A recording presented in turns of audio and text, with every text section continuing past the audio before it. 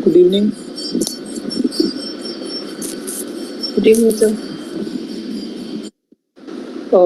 आज मालूम नहीं है यार लोगों को क्लास है अभी। हाँ, डाला तो था आप लोगों ने कि 7 से 9 ले लेना।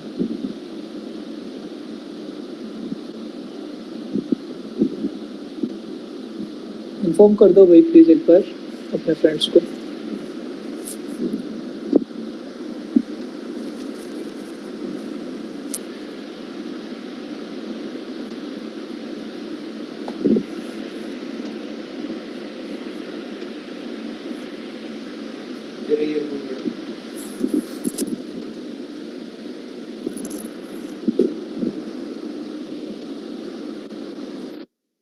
हाँ भाई बोलो। हाँ बोलो। हाँ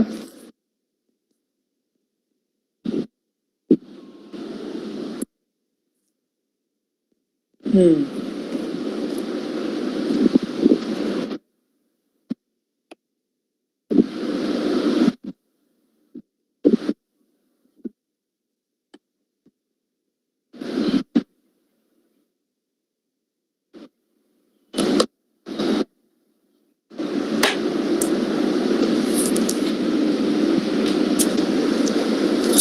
टिंडल इफेक्ट क्या होता है कि जब आपके सस्पेंडेड पार्टिकल्स की वजह से आपको लाइट का जो पाथ है वो अपीयर होता है, राइट?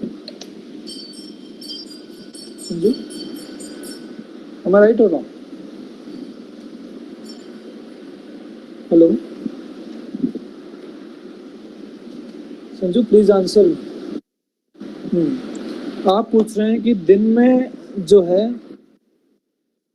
हाँ हाँ, मेरी आवाज ब्रेक हो गई थी, आपकी तरफ नेटवर्क इशू हो सकता है।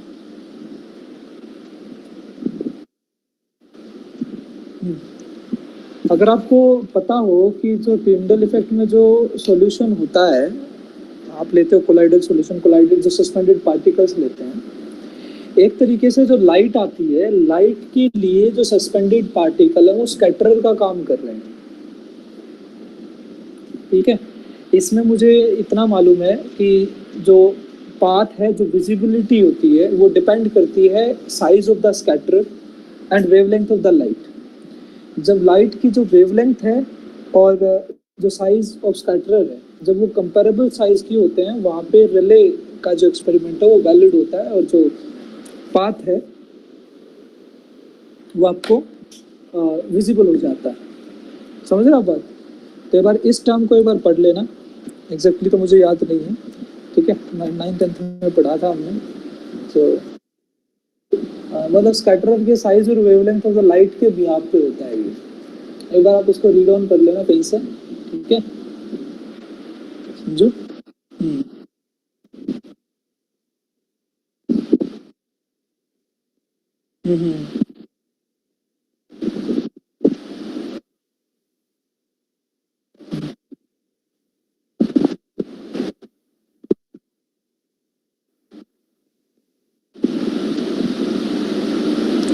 इंटेंसिटी का भी तो फर्क होता है ना भाई।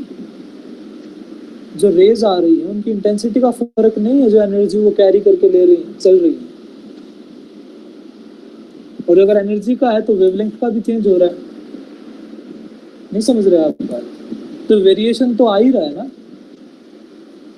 अब आप इस चीज को ऐसे भी तो सोच लो, सुबह जो सन रेज आती हैं आपके सामने, वो इतनी हीटिंग प्रोड्यूस नहीं करते जितनी आपकी दिन में करती हैं। हाँ समझू, ये रिले एक्सपेरिमेंट है, रिले एक्सपेरिमेंट से एक्सप्लेन होता है। I am just giving you idea, right? एक बार इसको अच्छे से पढ़ लेना, मैंने आपको बता दिया 99% यही है।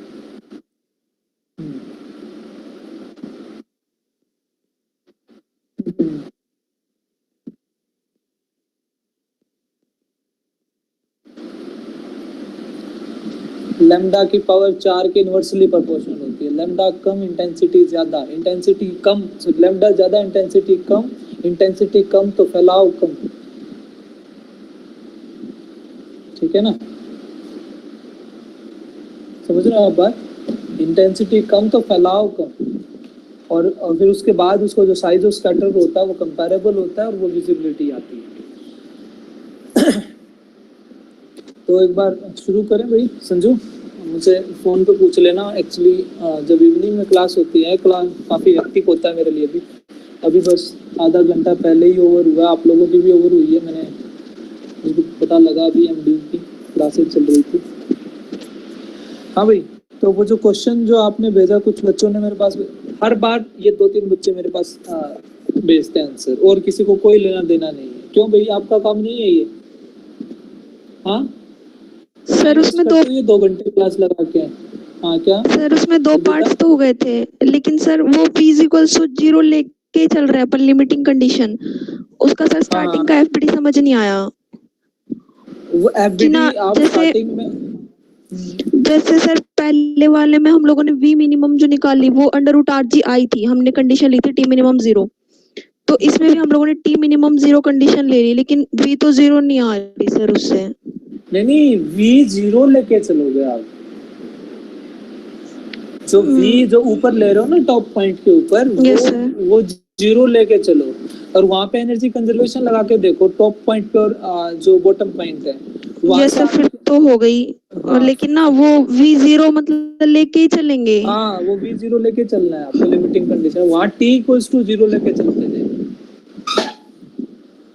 ठीक है सर एक बार इसका थोड़ा सा एफबीडी बता दो। मैं बता देता हूँ। Yes sir theta. तो यहाँ पे जो हम लिया था, जस्ट वेट, स्क्रीन शेयर हो रही है क्या? No sir. Anupriya, are you okay now? हाँ sir. Please take care of your health.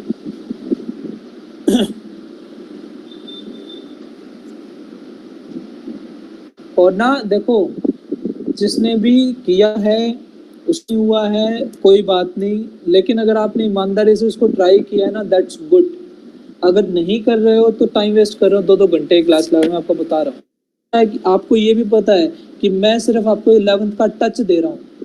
इसमें इतना कुछ है कि मैं सर्कुलर मोशन को 1 महीना चलाता हूँ अपने बैच में, मोशन खत्म नहीं होता है, फिर भी मैं आपको एक्सट्रैक्ट आउट करके कुछ चीज़ें, कुछ टॉपिक्स जो हैं बहुत जो इम्पोर्टेंट है वही सिर्फ दे रहा हूँ, और उसमें भी आप काम नहीं कर रहे हो, तो दैट्स नॉट गुड। सबसे ज़्यादा परेशानी मुझे इस बात से होती है, आप अगर ऐसे सोच रहे हो कि इनसे रिजल्ट आएगा, तो नहीं आएगा।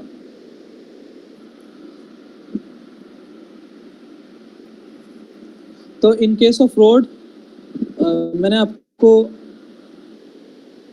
कि यहाँ कोई स्लैक होने की कंडीशन नहीं है।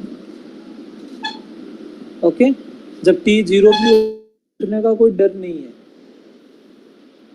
So v will be minimum at the top, इसका मतलब वो greater than 0 in actual, but we take it as 0, so you can just wait. वो vn 0 लेके चलनी है मुदिता। इसके अंदर आप जो लेंगे,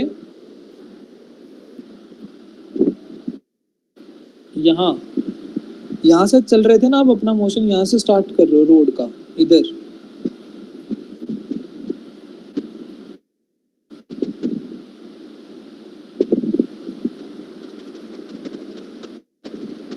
अगर मैं सच सच बताऊं ना आपको, आपके पास नहीं होना चाहिए थोड़ा सा। हम लोगों के पास इतने काम है, आपने 2 घंटे की रिस्पॉन्सिबिलिटी खुद को दी है, उस 2 घंटे का नहीं होता है, ठीक है? मुझे भी 2 घंटे पढ़ाने से पहले आधा घंटा पौना घंटा देखना पड़ता है, उसके बाद आपको क्वेश्चंस कराने के लिए भी मुझे, मैं कभी भी ये चीज सोच के नहीं चलता मुझे आता मैं करा दूंगा। और आप सोचो ये चीजें 11 बच्चे, और आप एमएससी में होके इन बातों को नहीं जानते, फिर भी आप नहीं कर रहे यार। देखो, तो मैंने कहा कि आप जो ये v मिनिमम वाली कंडीशन ले रहे हो, ये 0 ले रहे हो, ठीक है?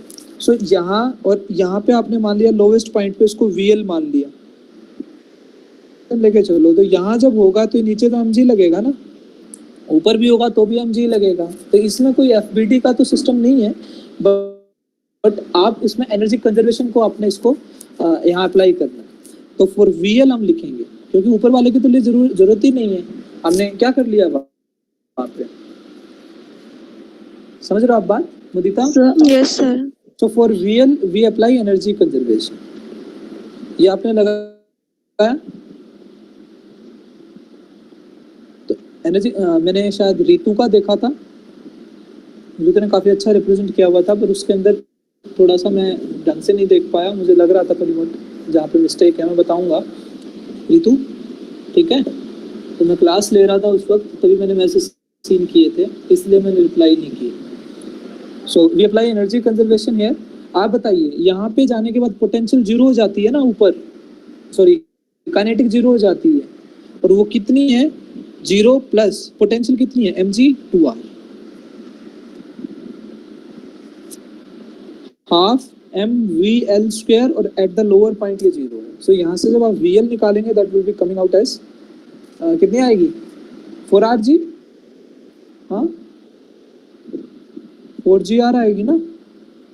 Hello, yes sir. हाँ।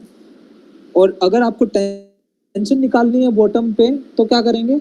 यस, ये ऊपर T लगाया, नीचे mg लगाया, सेंटर की तरफ फोर्स सर्कुलर मोशन कर रहा है, ज्यादा डोमिनेटिंग है, तो T minus mg is your net resultant force and this force is acting like centripetal force. और V आपने यहाँ पे पुट करनी है, you will get T equals to 5 mg and that is maximum here. जैसे वहाँ पे कितनी थी? 6 mg थी। एट 90 डिग्री आपको सिर्फ निकालना था, एंड 90 डिग्री में क्या होगा?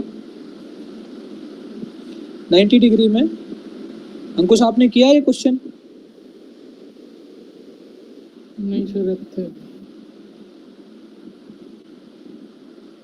सर ये टेंशन वाला दोबारा बताना एक बार, कैसे लगाते हैं? ये ऐसे लगाते हैं, ये देखो टेंशन इधर लगी, आपने फोर्सेस दिखाई FPD में, आप क्या कह रहे हो कि ये जो टेंशन है ये सेंटर की तरफ लग रही है, तो डेफिनेटली ये सेंट्रीपिटल फोर्स का तो काम कर ही रही है, बट आपको on this line net resultant देखना है, how much force is there इसी लाइन पे। देखो, जब कभी भी हमेशा ध्यान रखना, जब आप 11th-12th पढ़ाओगे ना तो बहुत सारी चीजें मैटर करती है। जैसे मान लो इधर आपने F लगा दी और इधर F लगा दी, मैंने कई बार देखा ऐसे कैंसिल कर देते हैं, कभी कैंसिल नहीं होती है ऐसे, लेकिन जब इनका लाइन ऑफ एक्शन सेम होता है ना तब ये कैंसिल हो जाती है आपस में, अगर इक्वल है तो। समझ रहे हो? तो अभी यहाँ पे लाइन ऑफ एक्शन सेम है, तो आप नेट रिजल्टेंट डेफिनेटली बता सकते हो कि वो सब्ट्रैक्ट होके आएगा, बड़ी में से छोटा। अभी यहाँ पे सर्कुलर मोशन कर रहा है तो T is more dominating and two forces which are vector and they are in opposite direction. तभी मैं बोलता हूँ पूरी क्लास 12th पढ़ने के लिए आपको सिर्फ 11th क्लास का एक वेक्टर आना चाहिए, और जब भी मैं 12th क्लास शुरू करता हूँ ना, कभी भी अपने बैच में मैं हमेशा वेक्टर्स कराता हूँ। तो ये वेक्टर्स है सब मानसी, इसमें ध्यान रखो कि लाइन ऑफ एक्शन सेम है। हाँ, ये जो फोर्स है लाइन ऑफ एक्शन पे होगी तभी हम सब्ट्रैक्ट कर सकते हैं, तभी हम कैंसिल कर सकते हैं अगर वो सेम मैग्नीट्यूड का। नेट निकालेंगे जब एक में मतलब बड़ी देखेंगे और एक छोटी देखेंगे एंड देन फिर उनका डिफरेंस नेट होगा। हाँ, वो नेट होगा। फिर इलेक्ट्रिक फील्ड पे भी अप्लाई होगा ना? डेफिनेटली जितनी वेक्टर क्वांटिटी होती है सब पे अप्लाई होता है।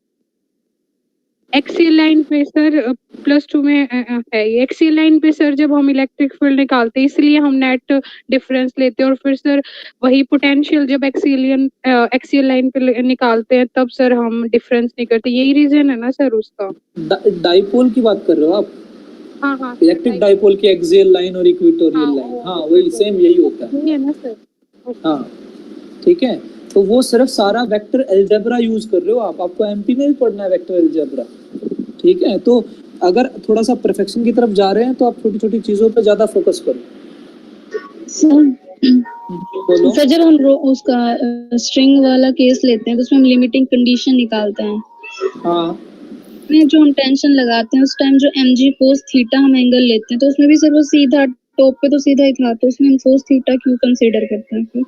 कौन से वाले में कह रहे हो? इस पिछले वाले केस में? Yes sir. कहाँ है? ये यहाँ ये मैंने जनरल केस लिया था। तो नहीं सर, इसका टॉप वाला केस भी तो लिया था ना अपन ने, 180 डिग्री जो अपन ने एंगल लिया था कोस हाँ थीटा। 180 डिग्री का, हाँ ये लिया। तो सर इसमें ये जो mg कोस थीटा ये वाला कंपोनेंट कैसे आएगा, एक बार ये बता दो। ये यहाँ से आया ना, ये यहाँ निकाला मैंने, t minus m g cos theta mv square by r, जो मेरी सेंट्रीपिटल का काम कर रही है, मैं तो सिर्फ उसी को कंसीडर करूंगा ना, सर्कुलर मोशन जिस वजह से हुआ है। तो सर अगर हम टॉप का केस कंसीडर करते हैं तो उसमें तो कोस थीटा आएगा नहीं ना, वो तो बिल्कुल सीधा है। तो नहीं, आपको मैंने जनरल केस करवाया थीटा का, ये थीटा 180 डिग्री होगा, आपने वैल्यू पुट कर दी। ठीक है। अब अपना माइक ऑफ कर लो, पीछे शोर आ रहा है थोड़ा सा। देखो तो ये हम यहाँ पे एफबीडी देखो, अब इधर 90 डिग्री पे जिसने ट्राई किया है, जिसका प्रॉब्लम आ रही है, मुदिता समझ आ रहा है आपको मैं जैसे कर रहा हूँ आगे? यस मैंने सर। 90 डिग्री का केस ले लिया, ठीक है। यहाँ पे आपको पता है ये VL है, ठीक है। यहाँ पे मान लीजिए कोई भी आप V परपेंडिकुलर, जैसे मैंने डिनोट किया रहा इधर, सो इधर ये क्या है T, टेंशन इधर लग रही है 90, थीटा 90 डिग्री है, ठीक है। बट हमें इस थीटा वाले प्रोसीजर से तो करना ही नहीं है, इधर हमें तो एनर्जी कंजर्वेशन लगाना है कि नहीं? मुझे तो एनर्जी कंजर्वेशन लगाना है, ये थीटा काम आएगा T निकालने में, है ना। तो अभी लगाओ आप ये वाला रेफरेंस और ये वाला, ये 2 पॉइंट का रेफरेंस ले रहे हो, तो इन 2 पॉइंट्स पे आप अपना एनर्जी कंजर्वेशन लगाओ, that will be half mvl square equals to half, वहां तो पोटेंशियल नहीं है ना, उधर दिखाने की जरूरत है क्या? 0। यहाँ पहुंच के हाफ mv परपेंडिकुलर स्क्वायर, और कितना है पोटेंशियल? मानसी अब बताओ कितना है पोटेंशियल इस पॉइंट पे? मुदिता कल आप ही बता रहे थे ना, mgr। mgr। तो यहाँ से जब आप सॉल्व करेंगे तो v परपेंडिकुलर आ जाएगा, दैट इज रूट 2gr, और वहाँ कितना आता था? 3gr आता था। बस इतना निकाला। सर फिर इसमें हम जो v मिनिमम पे लिमिटिंग कंडीशंस उसमें हमने ली थी, तो वो क्यों ली थी? मतलब वहाँ पे भी तो 0 ही आ रहा था। किस में क्या कह रहे हो आप? फिर थ्रेड वाले केस में जो हम लिमिटिंग कंडीशन लिख डालते हैं, वहाँ limiting condition t equals to 0 की डालते हो, पर यहाँ t इक्वल्स टू 0 तो किसी भी हाल में नहीं हो सकता। लेकिन जैसे ही आप अपने पेन को ना एक एंड से पकड़ो और दूसरे एंड पे आप उंगली से फोर्स लगाओ, इसको सर्कल करवाओ, सर्कुलर मोशन करवाओ, अब देखो जब ये बिल्कुल टॉप पे जाएगा, वहां पे ऐसा लगेगा जैसे ये रुक रहा है, that is known as a limiting condition. और लिमिटिंग कंडीशन मैंने कहा था t इक्वल्स टू mg हो जाए, तो ऊपर वाले वहां पे टेंशन mg लग रही है ऊपर जाने के बाद, यहाँ इधर जो रितु ने मेरे पास भेजा था उसमें t equals to mg v0 लिया है, ठीक है ना? बात क्लियर है आप लोगों को? हेलो सर ये आप रोड वाले की बता रहे हो, आपने तो 0 लिया था ना टेंशन रोड वाले में। रोड वाले में टेंशन 0 लिया था, वो लिमिटिंग कंडीशन थी, तो यहाँ पे कितना आएगा? वहाँ पे मैं जो लिमिटिंग कंडीशन ले रहा था, वहाँ t इक्वल्स टू 0 ले रहा था, sorry just wait, limiting condition मैंने बताया था कि जब जो mv स्क्वायर बाय r है वो mg कोस थीटा के बराबर हो जाए। लेकिन यहाँ जो आप ले रहे हो, यहाँ t 0 हो नहीं सकता, यहाँ मैंने t इक्वल्स टू mg कैसे बोला है? रितु आप बताओ। इस वाले केस में v परपेंडिकुलर आ गई, t निकालेंगे कितना आएगा? यहाँ पे t किसका काम कर रहा है? अकेला mv स्क्वायर बाय r का काम कर रहा है ना, mv स्क्वायर बाय r, तो इक्वल टू mg नहीं, equal to minus mg। Sir t equal to minus mg। Single thread single tension होती है, ठीक है। तो देखो जो जब ये यहाँ जाएगा ना ऊपर, तो आप इस वाले केस के अंदर आप मुझे बताओ नीचे mg लगेगा ना इसका? हेलो, अगर नीचे mg लगेगा तो इस रोड में अगर मैं ऐसे टेंशन दिखाऊं या ऐसे टेंशन दिखाऊं, कोई प्रॉब्लम है क्या? वो अंडर रिक्वायरमेंट जैसी भी कंडीशन होगी हमें वो फॉलो करनी पड़ती है। अब mg अगर नीचे लग रहा है तो इसका खिंचाव, इसके पार्टिकल्स की मूवमेंट नीचे जा रही है, तो मॉलिक्यूल्स वापस ऊपर नहीं आना चाहेंगे, so you will represent t this side, so that t equals to mg, and this is very simple to understand that in the case of a rod there are no chances for slacking, isn't it? So that's why it is taken as T equals to mg. Mudita, am I clear to you? Yes sir. So ये case था. तो इस तरीके से v minimum 0, T equals to mg and और मैंने कल आपको शायद बताते हुए जो मैंने आपको आंसर बताया था रोड का, इसमें mg लिख लेना, मैंने गलती कर दी थी. बात क्लियर है भाई सबको? देखो मैं अब आपके सामने कुछ चीजें लिख रहा हूँ इधर. आज क्या डेट है? 2 जुलाई, 2 जुलाई. मैं आपको कुछ ना टॉपिक्स दे रहा हूँ, सिर्फ आपको बता रहा हूँ, ये आप लोगों को खुद कवर करने, ठीक है? मैं नहीं करवा सकता, मेरे पास नहीं है इतना टाइम. अगर आपको फिर भी कोई प्रॉब्लम आती है, मतलब मैं आपको एक रोड मैप दे रहा हूँ कि इन सर्कुलर मोशन, अगर सर्कुलर मोशन करोगे तो आपको समझ में आएगा कि रोटेशनल क्या होता है. विदाउट सर्कुलर रोटेशनल नहीं आएगा. हाँ सर वो जो मैंने कल किया था ना, उसमें मैंने टीबी की डायरेक्शन गलत ले रखी है सर. वो मैं टीबी वही की कह रहा हूँ. डायरेक्शन ऊपर आएगी.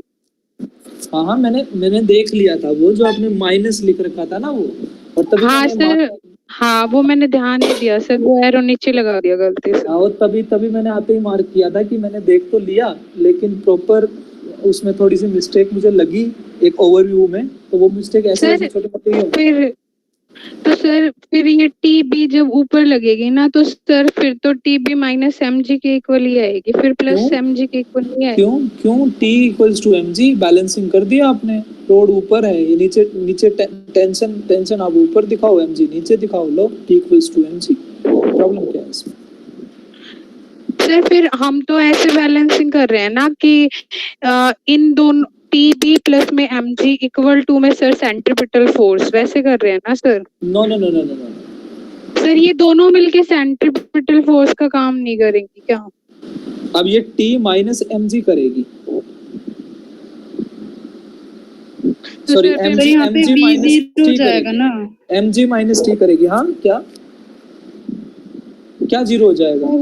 फिर इस हिसाब से तो सर मेरा ये फर्स्ट वाला जो टीबी निकाला ये मैं देख लूंगा एक बार.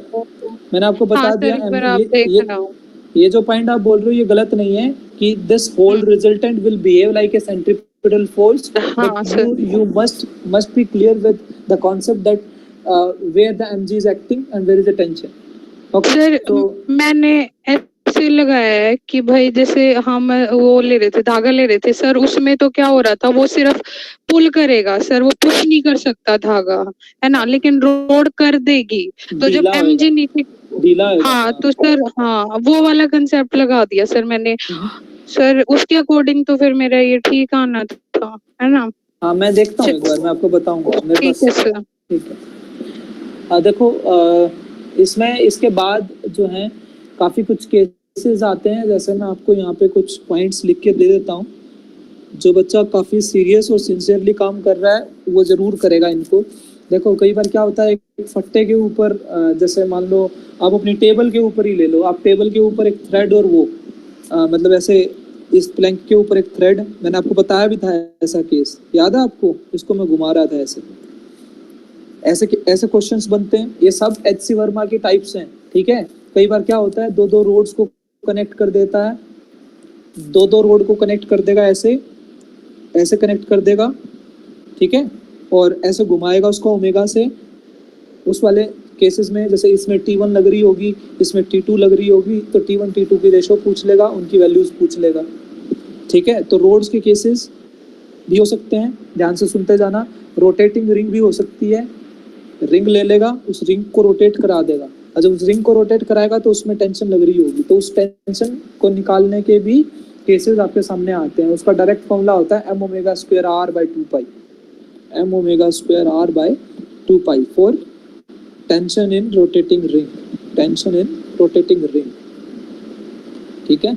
और अगर आपने क्लासिकल मैकेनिक्स को डिग्री में किया है तो वहाँ पे ये डेरिवेशन भी आई थी. आई डोंट नो आपने कैसे करके आए हो आप, ठीक है? वहाँ पे ये डेरिवेशन भी आती है कि एक रोटेटिंग रिंग है, उसमें टेंशन का एक्सप्रेशन निकालिए, that is m omega square r by 2 पाई. और अगर आपको मैं एक नई बात और बताता हूँ आज, जो जितने भी जेई एडवांस के प्रॉब्लम्स है ना, जेई एडवांस के प्रॉब्लम आप उठा के देखो, अपनी बीएससी जिसने ऑनर्स किया है या पास कोर्स किया है, ठीक है, आप उसका सेकंड ईयर उठा के देखो, सेकंड ईयर की सारी किताबों में आपको एडवांस के क्वेश्चन मिल जाएंगे। इसलिए बच्चों को 12th में मुश्किल आती है। जब आप 12th के बच्चों को बीएससी सेकंड की प्रॉब्लम्स दोगे तो डेफिनेटली प्रॉब्लम्स तो आएंगी, इसलिए वो लेवल ज़्यादा लगता है। आप उठा के देखो अपनी बुक्स से, आप अपने बीएससी सेकंड से जेई एडवांस के प्रॉब्लम्स करवा सकते हो बच्चों को। तो ये बात ठीक है भाई, आपको ये रोटेटिंग रिंग का करना है। एक कॉनिकल पेंडुलम का केस आता है। Conical pendulum is a the example of horizontal circle. Okay, मतलब आप ऊपर से पकड़ो इसको, ऐसे यहाँ से पकड़ो, और ये जो है यहाँ सर्कल ऐसे घूम रहा होगा नीचे, आप ऐसे ऐसे घुमा रहे हो अपने हाथ को, कलाई को घुमाओ। समझ रहे हो ना आप मेरी बात में कैसे इमेजिन करवा रहा हूँ आपको? मतलब conical pendulum is a type of horizontal circle. So in circular motion these are the topics which you are supposed to cover. Okay, so conical pendulum is there, लिखते जाओ, साइड में लिख लो इनको सारी बातों को। मैं नोट्स आपसे मंगवाऊंगा टाइम टू टाइम, और मुझे ये कंप्लीट चाहिए। कभी बोलो मेरी क्लास मिस हो गई, मैं नहीं कर पाई, कोई एक्सक्यूज नहीं है। देखो कॉनिकल पेंडुलम कर लोगे आप? Hello, yes sir. सबसे इम्पोर्टेंट आया अभी कॉनिकल पेंडुलम। देखो सबसे बड़ी प्रॉब्लम यही होती है, हम लोगों को ये नहीं पता होता हमें करना क्या है। I am just telling you what we are doing now. So conical pendulum के केस में अच्छा एक ना कुछ ऐसा केस आता है, देखो जस्ट वेट,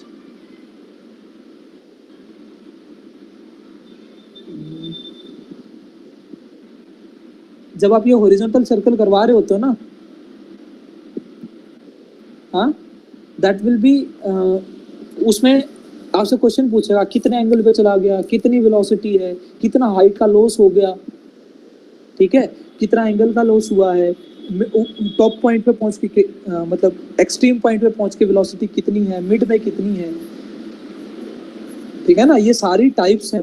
आपको ऐसे ऐसे क्वेश्चन भी दिखेंगे। देखो ऐसे यहाँ से कुछ ऐसा ऐसा देखा भी होगा आपने, ऐसे देखें कभी 11-12 कोई डिब्बा है, ऐसे इसको स्लाइड करवा दिया कि वो सर्कल पूरा करेगा नहीं करेगा, कितनी हाइट पे जाएगा, ठीक है, इस सर्कल की कितनी सर्कुलर मोशन करेगा, ठीक है, कितनी हाइट से छोड़ूं उसको कि ये इस सर्कुलर लूप को पूरा कर जाए।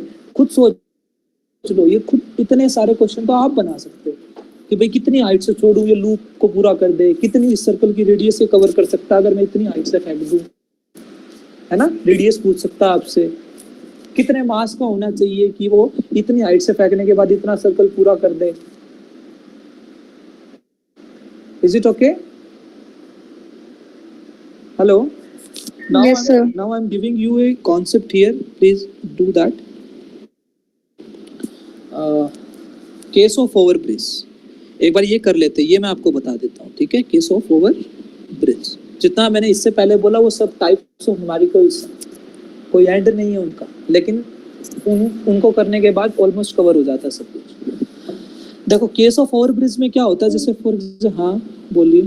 टेंशन इन क्या बताया था आपने? वो रोटेटिंग रिंग, रोटेटिंग रिंग, अपनी रिंग को अपने टेबल पे घुमाओ, उसको जब घुमाओगे, देखो आप क्या देख रहे हो, अगर आपको सर्कुलर मोशन आएगा ना तो आपको आपके टॉपिक में आपने देखा हो सिलेबस रिजिड बॉडी डायनामिक्स लिखा हुआ है ना, रिजिड बॉडी डायनामिक्स, ये रोटेशनल डायनामिक्स ही होती है, रोटेशनल डायनामिक्स होती है। और रोटेशनल डायनामिक्स को पढ़ने का तरीका होता है, सबसे पहले आपको सेंटर ऑफ मास पढ़ना होता है, उसके बाद मोमेंट ऑफ इनर्शिया पढ़ना होता है, उसके बाद आपको टॉर्क पढ़ना होता है, उसके बाद आपको रोलिंग पढ़नी होती है, ठीक है। ये रोटेशन कवर कर देती है, देन रोलिंग कवर होती है, and in this way rigid body dynamics is studied. If you are not doing in this manner, आपको कभी क्लैरिटी नहीं आने वाली, कभी भी। मोमेंट ऑफ इनर्शिया नहीं आएगा तो टॉर्क नहीं समझ पाओगे। सबसे बेसिक चीज मोमेंट ऑफ इनर्शिया, आपको हर फिगर का, हर छोटी से छोटी फिगर का, हर एक्सिस के अराउंड, ठीक है, कमरे की किसी भी डिब्बे की, किसी ट्रायंगुलर लैमिना की, स्फेरिकल बॉल की, रिंग की, डिस्क की, आपको बिल्कुल इतनी क्लियरिटी होनी चाहिए, क्रिस्टल क्लियर, कि आपको फटाफट क्वेश्चन दे, हाँ भाई इस एक्सिस के अबाउट घुमाऊं तो कितना आंसर आएगा, ये सब इसके अबाउट घुमाऊं तो कितना आंसर आएगा, and that will be coming from this circular motion. तो ये सारी चीज़ें आपकी वहाँ पे काम आने वाली हैं। क्यों? यहाँ पे आप FBD बनाना सीख रहे हो। और जो ये 11th-12th का पोर्शन बचेगा, ये मैं जो हमारा इस कोर्स का 5th वीक होगा, बिल्कुल एंडिंग, उस वक्त मैं ये चीज़ें कवर करवा दूंगा। लेकिन नेक्स्ट वीक से मैं डेफिनेटली आपकी स्पेशल थ्योरी ऑफ रिलेटिविटी और लैग्रेंजियन डायनामिक्स में 100% शुरू कर दूंगा और ख़त्म भी कर दूंगा नेक्स्ट वीक में। ठीक है, तो हम ग्रेजुएशन पार्ट पे स्विच करेंगे। लेकिन जितना मैंने आपको ये ओवरव्यू दिया है, जिसमें मेरा रोटेशनल डायनामिक्स, मैं थोड़ा सा तेज़ बोल रहा हूँ, ठीक है, सिर्फ इसलिए कि थोड़ा टाइम कम है मेरे पास, मैं भी थका हुआ हूँ। रोटेशनल डायनामिक्स और SHM, बस ये कर लेना आप लोग, ठीक है। कभी टाइम मिले तो फ्लूइड तो देखो इम्पोर्टेंट है ही, तो लेकिन ये कंप्लीट करने के बाद ना आपका काफ़ी चीज़ें कवर हो जाती हैं, रोटेशनल और SHM। और पूरी 11th अगर मुश्किल लगती है किसी टीचर को भी, तो इनकी वजह से लगती है, क्योंकि इनके क्वेश्चन टैकल नहीं होते। स्टार्टिंग में जब मैं पढ़ाने लगा था, मेरी बैंड बज गई थी कि मैं करूं कैसे इनको, लेकिन जब जैसे टाइम बीतता गया तब तरीके समझ में आते गए और अब आसान लगने लग गए। देखो, तो केस ऑफ ओवर ब्रिज में यहाँ पे देखो, मान लीजिए आपने ये ब्रिज बनाया, ये मैं करवा रहा हूँ कॉन्सेप्ट, ठीक है, इसको बना लो, ये कॉन्सेप्ट है case of over bridge. Case of over bridge में आप इधर देखिए, मान लीजिए आपकी कोई बॉडी, मान लीजिए गाड़ी जा रही है इधर, ठीक है, अब पुल पे चढ़ रहे हैं और आपको पता है कि वेलोसिटी इधर है। तो सबसे पहले आप ये देखिए कि जो ये बॉडी है, ये बॉडी यहाँ से आप इस सेंटर के साथ, ये सेंटर है ना इसका, इस जो आपको ये ब्रिज दिख रहा है, ये एक तरीके से अगर आप इसको पूरा सर्कल माने, so that will be the centre, fine. और आपको पता है कि नीचे क्या लगती है, mg। आपने देखा कि जो मेरा रेडियस है हमारे इस पुल का, उस रेडियस वेक्टर के साथ मेरा जो mg कंपोनेंट है, मतलब जो mg फोर्स है, वेट फोर्स है, वो थीटा एंगल पे इंक्लाइंड है, ठीक है। मतलब इस पोजीशन पे मैंने ये एक जनरल पोजीशन ली है। अब आपको ये कुछ भी कंडीशन दे देगा कि टॉप पे पहुंच के बताइए, एक सेकंड रुकना भाई। हेलो पापा, मैं एक बार पढ़ा रहा हूँ, मैं टेक्स्ट करता हूँ आपके पास, मैं मैसेज कर रहा हूँ। हाँ भाई देखो, इसमें क्या है कि आपने कोई जनरल केस लिया है कि आप पुल के किसी भी पोजीशन पे हैं अभी फिलहाल। इसमें और क्या रहेगा, कैसे लगाएंगे आप, नॉर्मल लगाएंगे ना इधर, क्योंकि कांटेक्ट इधर है। हमेशा कांटेक्ट सरफेस के परपेंडिकुलर आपको क्या लगाना होता है, क्या लगाना होता है, यस नॉर्मल लगाना। तो ये आपने लगा लिया। अभी आपको ये भी पता है कि अब इधर क्या तोड़ेंगे आप, mg cos theta, and you have considered this as a center of your circular path, or you know the circular trajectory which you are taking, है ना। जो ट्राजेक्टरी बोलते हैं अपने पाथ को फिजिक्स में, आपको आपने सुना भी होगा। So please use standard words whenever you are speaking on a official platform, कभी भी आपको मौका मिले तो ये वर्ड्स काफ़ी ज़रूरी होते हैं।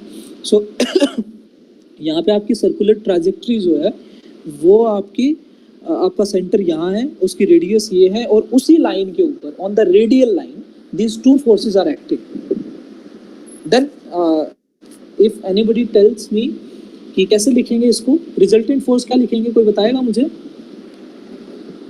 सेंटर की तरफ mg cos थीटा, बिकॉज इस फोर्स ने आपका सर्कुलर मोशन करवाया है ना, और mg cos theta minus n, so that will be the resultant force and it is acting like mv square by r centripetal force. So in the case of our bridge,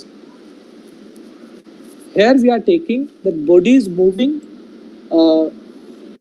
with constant speed.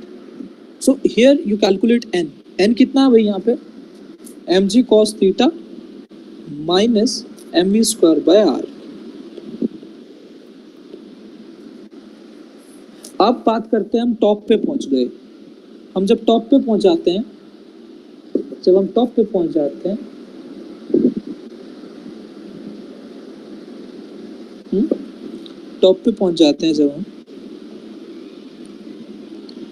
पहुंचने के बाद आपकी body यहाँ है, right. आपको पता है मेरा नॉर्मल ऊपर लग रहा है और नीचे mg एट टॉप।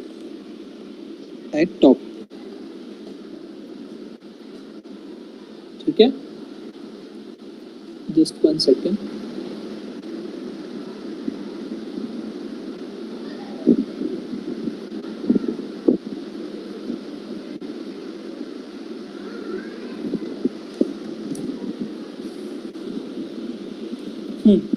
तो देखो यहाँ n इक्वल्स टू mg आया ना आपका।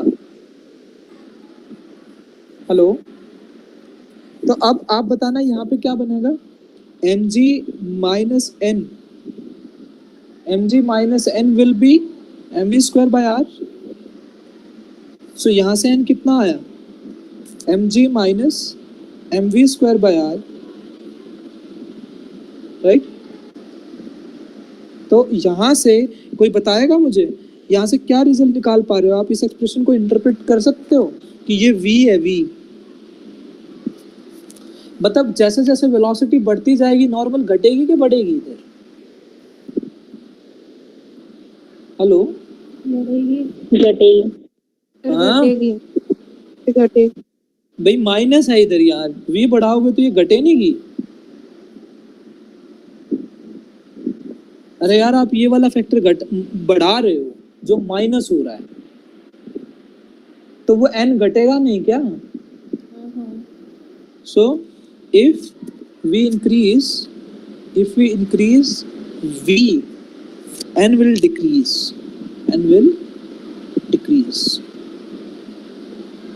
Okay.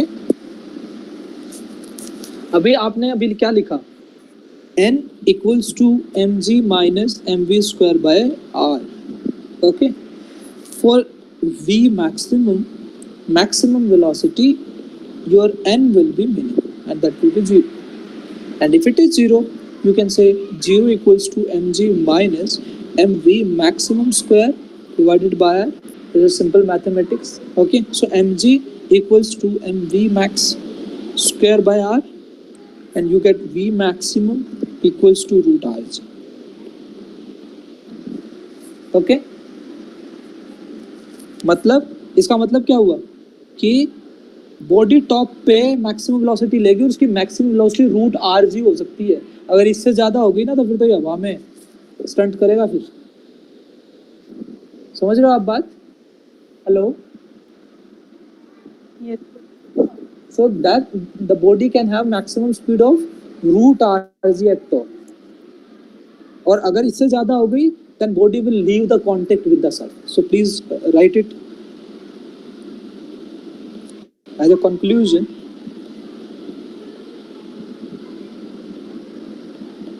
Okay, the body can have a maximum speed of root rg at top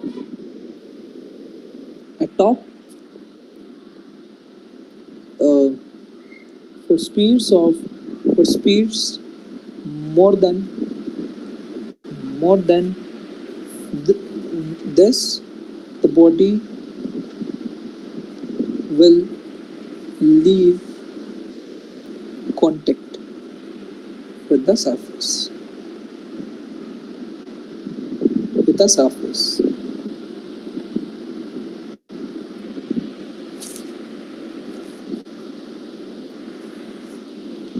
यहाँ एक क्वेश्चन आता है भाई,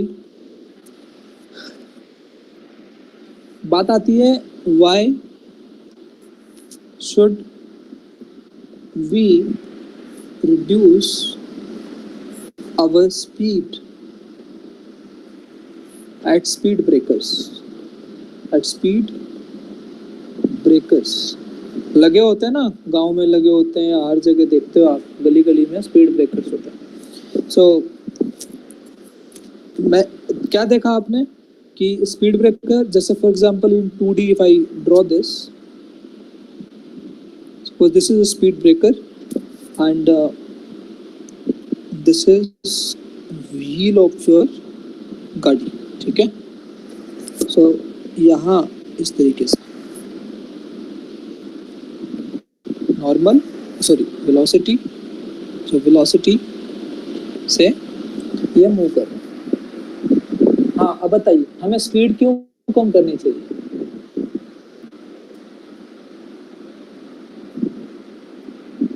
कोई बताएगा? अभी तो डिस्कस किया है यार, आप यहाँ इसके टॉप पे तो पहुंच गए हो। यहाँ ऊपर ऐसे टायर इसके ऊपर जाता, आप स्पीड कम करते हो। क्यों स्पीड कम करते हो? क्योंकि इसका रेडियस छोटा है। आप इसका रेडियस जितना बड़ा करते जाओगे तो आप ज्यादा स्पीड से नहीं क्रॉस कर सकते अपनी गाड़ी बाइक को।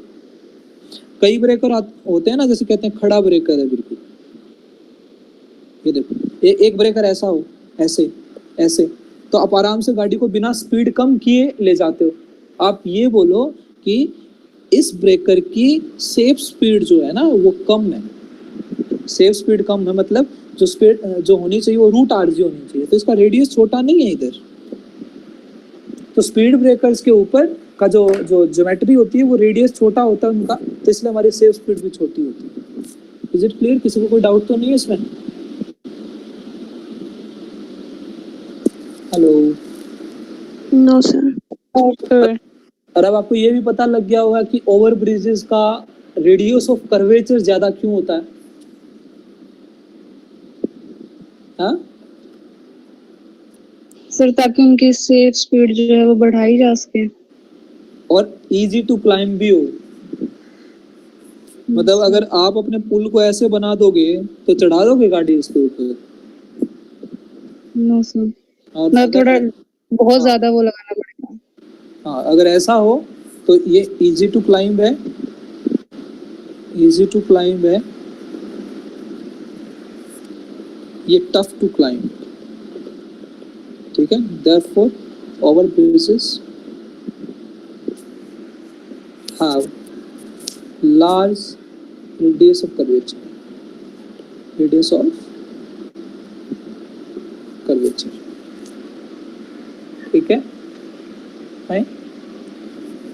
और अब मैं आपके सामने इसी के अपोजिट बिल्कुल मैं किसी डिच की बात करता हूँ, यानी कि मतलब किसी अंडरपास की बात करते हैं। सपोज केस ऑफ अंडरपास, और you can simply in local language you can say ditch, गड्ढा टाइप, ठीक है। जैसे देखा आपको गेम्स आते हैं उसमें वो बाइक चलाते हैं उसके अंदर इधर से उधर, या वो स्केटिंग वगैरह करते हैं, ठीक है। तो मतलब इस तरीके से योर सिचुएशन ऐसी है। अब मान लीजिए आपकी बॉडी यहाँ है, इसका भी मोशन हो रहा है, साइकिल है, स्केटिंग कर रहे हो आप, हो कुछ भी है, तो यहाँ जब आप हैं तो आपने देखा नॉर्मली इधर लगा और एनजी नीचे लगा, तो वेलोसिटी आप इधर दे रहे हो। तो अगर आप इसमें देखेंगे, आप मान लीजिए पूरा सर्कल है ऐसे, ठीक है, मतलब ये है नहीं, लेकिन एक तरीके से जितना भी सर्कुलर मोशन करे, ये आधा करे, पूरा करे, ठीक है, कुछ परसेंट करे, है तो ये सर्कुलर मोशन का ही पार्ट।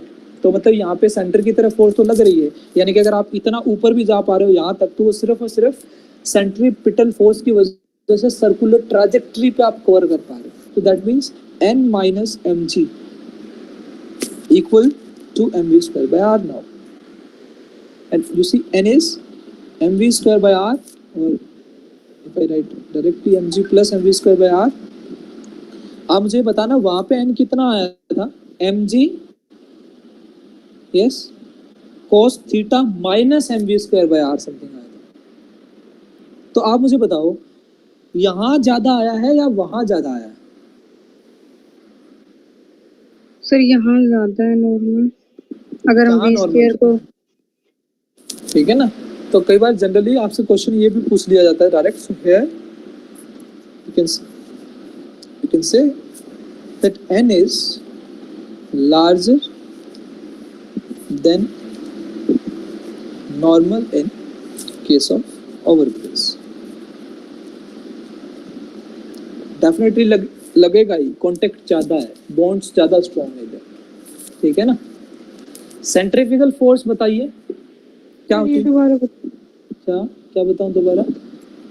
इसमें सिर्फ ये कंपेयर कर रहा है अगर ऐसा हो कंडीशन तो उसमें क्या सिचुएशन आती है, वहाँ पे नॉर्मल ऐसे आता है निकल के, मतलब यहाँ पे नॉर्मल ज्यादा डोमिनेटिंग कर रही है for the cause of circular motion, वहाँ पे आपका mg माइनस समथिंग आ रहा था।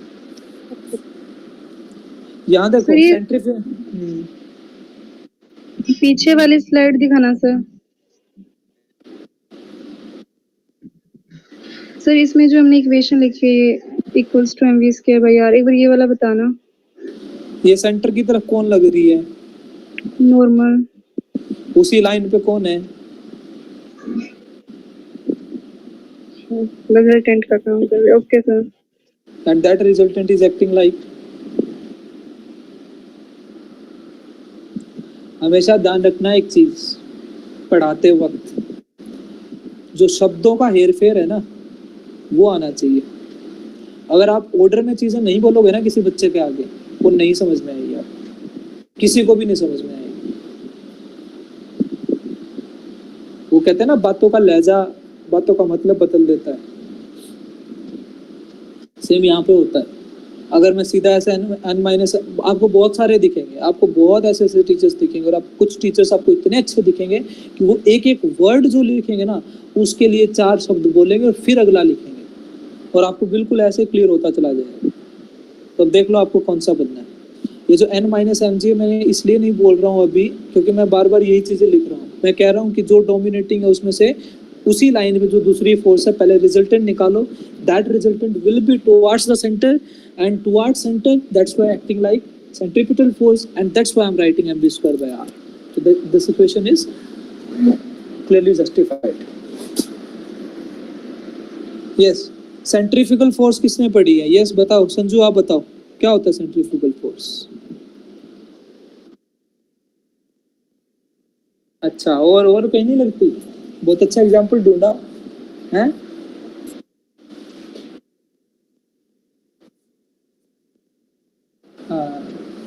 क्या चलाते हैं? रई, देसी भाषा में बोल दें, हम भी लोकली है, पता है हमें रई क्या होती है, हैं?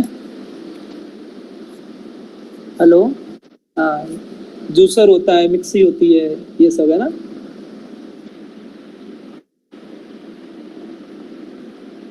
हाँ भाई बोलो, और कोई बताएगा सेंट्रीफ्यूगल फोर्स क्या होती है? सर ये भी एक सूडो फोर्स ही होती है जो कि सेंट्रीपिटल को बैलेंस करने के लिए बैलेंस करती है। So nice of you. ये बहुत कम लोगों को पता होती है, मैं ये चीजें सुनना चाह रहा हूँ। ये देखो, ये जो आइडिया है ना कि सेंट्रीफ्यूगल फोर्स है वो बाहर की तरफ लगती है, ये सबको पता है। ये क्यों लगती है? ये कोई एग्जिस्टेंस में नहीं है ये फोर्स। अभी जैसे मुदिता ने बताया this is a pseudo force, ठीक है, तो ये सूडो फोर्स ही है। और ये क्यों लगती है? सिर्फ बैलेंसिंग के लिए, न्यूटन के लॉज को फॉलो करवाने के लिए, इक्वेशंस को सॉल्व करने के लिए, जो हमें मैथमेटिकल रिक्वायरमेंट होती है। ठीक है, समझ रहे हो ना बात? भाई गिरते हो आप बाहर की तरफ हो और फिर भी सर्कुलर मोशन कर जाते हो, तो वहां बैलेंसिंग इक्विलिब्रियम सिचुएशन तो है ना। हेलो, और मैंने आपको कुछ ये भी बताया था कि जो बॉडी सर्कुलर मोशन करेगी उस पे नहीं लगता ये, उस बॉडी के अंदर जो ऑब्जेक्ट्स होंगे उस पे लगता है। जैसे बस में बैठे हैं तो बस में आप अपने ऑब्जेक्ट्स पे दिखाओगे सेंट्रीफ्यूगल, जो सूडो फोर्स होती है आप ऐसे दिखाओगे, isn't it?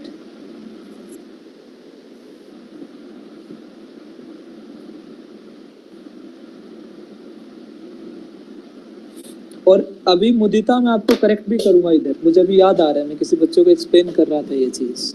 जैसा भी आपने बोला है ना कि they will be cancelling out each other, और मैं भी आपको बोल रहा हूँ कि they are balancing out each other. Yes sir. एक ना कॉमन मिसकंसेप्शन होता है, ठीक है, अभी मैं ऐसे बोल के चल पड़ता तो डेफिनेटली मुझे बाद में मैं रिपेंट ओवर करता इस पे कि मैंने आपको ये स्टेटमेंट दी। हमेशा ध्यान रखना, जो ये कॉन्सेप्ट है कि these are balancing out each other, that is good. आप कैंसिल आउट करोगे एक दूसरे को, ये गलत है। ठीक है, क्यों ऐसा? जो सेंट्रीपिटल फोर्स है और सेंट्रीफ्यूगल फोर्स है ना, ये दोनों अलग अलग बॉडीज पे लगते हैं। ये दोनों अलग अलग बॉडीज पे लगते हैं और ये आपको दिखेगा कहीं ना कहीं लिखा हुआ जरूर, Yes, कभी जब जब आपसे गो थ्रू होगे ना। हाँ, सो वो क्या था, what I am saying that this is a common misconception that the centripetal force and centrifugal forces cancel out each other because as one acts toward centre and other away from it, हम सिर्फ इतना जानते हैं, and both are what mv square by r, but in actual the condition is, the situation is they act on two different bodies, and if they are acting on two different bodies they cannot cancel out each other. तो centripetal आपको उस पे लगानी है जो circular motion में जा रहा है, और जो सेंट्रीफ्यूगल फोर्स उस पे लगानी है जो सर्कुलर मोशन कर रही है ना जो बॉडी, उसके साथ जो जो अटैच्ड है। जैसे मान लो मैं बस पे लटका भी हुआ हूं ना तो मेरे पे सेंट्रीफ्यूगल लगेगी, मैं बस में बैठा हुआ हूं ना तो मेरे पे सेंट्रीफ्यूगल लगेगी, लेकिन बस पे सेंट्रीपिटल लगेगी। Is it fine? तो हाँ, सर मक्खन वाले केस में कैसे लगता है ये सेंट्रीपिटल और सेंट्रीफ्यूगल बताना है कि अगर हम जो- उसको घुमाएंगे हाँ, उसको जो घुमाओगे ना, जो मक्खन है ना, मक्खन, अब वो जैसे तो सर बीच में आ जाते हैं। सुनो मेरी बात, जो घूम कौन रहा है, वो जो शाफ्ट है वो घूम रही है ना, उससे वो चिपका हुआ है, समझ रहे हो आप मेरी बात? Yes sir. तो वो जो मक्खन है, मक्खन के ऊपर बाहर के साइड सेंट्रीफ्यूगल लगेगी, तो मक्खन पे सेंट्रीफ्यूगल लगेगी, और जो वो शाफ्ट है वो सर्कुलर मोशन कैरी आउट कर रही है आपके यहाँ पे।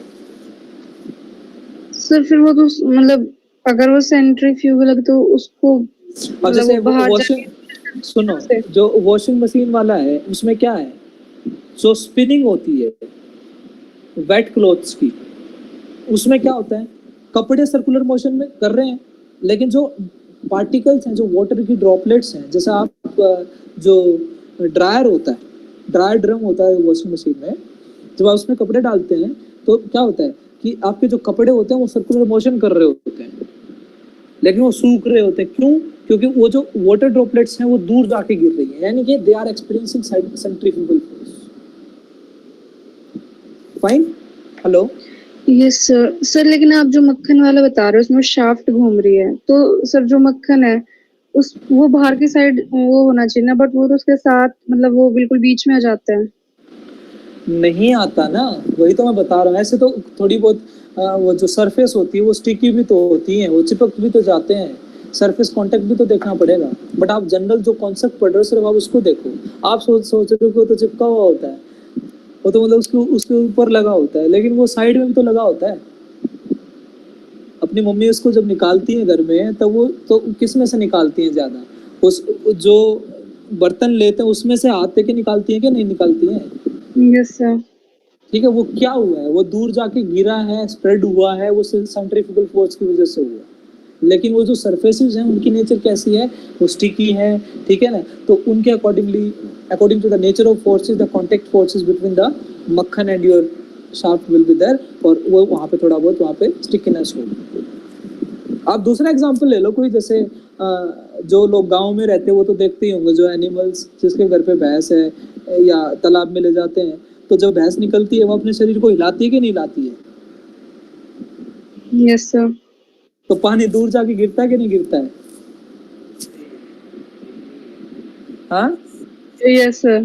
तो सेम सेंट्रीफ्यूगल फोर्स है। So many examples are there in daily life. ठीक है ना भाई? किसी को कोई Yes, डाउट हो, sir. कुछ पूछना हो, जो मैंने अभी आपको यहाँ पे कुछ मैं लिखवा नहीं रहा हूँ सेंट्रीफ्यूगल फोर्स के बारे में, जस्ट आपको एक आइडिया दे रहा हूँ what actually centrifugal force is, and the concept is the body undergoing circular motion will be having or will be experiencing centripetal force. Please turn off your mic, Mansi. ठीक है? सो और जो body उसके साथ attached होंगी, चाहे वो अंदर हैं चाहे वो बाहर हैं, they will be experiencing centrifugal force. Is it okay? Yes, sir. Then the next concept is, till now you have studied about uniform circular motion.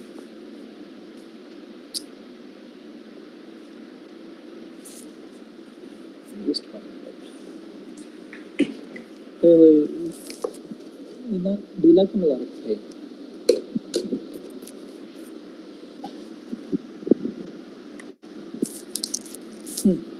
देखो, एक आता है नॉन यूनिफॉर्म सर्कुलर मोशन, ठीक है, नॉन यूनिफॉर्म सर्कुलर मोशन, ठीक है, okay. सो अब बताओ क्या होगा भाई इसमें, वहां पे क्या यूनिफॉर्म सर्कुलर मोशन में क्या था, ओमेगा कांस्टेंट, या ओमेगा कांस्टेंट नहीं होता है? अगर ओमेगा कांस्टेंट नहीं है तो डेफिनेटली आपका वी भी वेरी करेगा। सर हमने वहाँ पे एंगुलर वेलोसिटी के लिए भी ओमेगा रिप्रेजेंटेशन ली थी और फ्रीक्वेंसी के लिए भी। हाँ वो कोई बात नहीं, वो आप अपनी तरफ से अपनी अंडरस्टैंडिंग बना रहे हो, ठीक है ना। इसको W बोल लो, ठीक है, उसको ओमेगा बोल लो। तो अभी इसमें देखो नॉन यूनिफॉर्म सर्कुलर मोशन में जो एंगुलर वेलोसिटी होती है वो 0 नहीं होती है। अगर वो 0 नहीं होती है तो v equals to omega r के अंदर जो v है वो भी कांस्टेंट नहीं रहेगा, तो v will very, okay. So if you put a diagram here,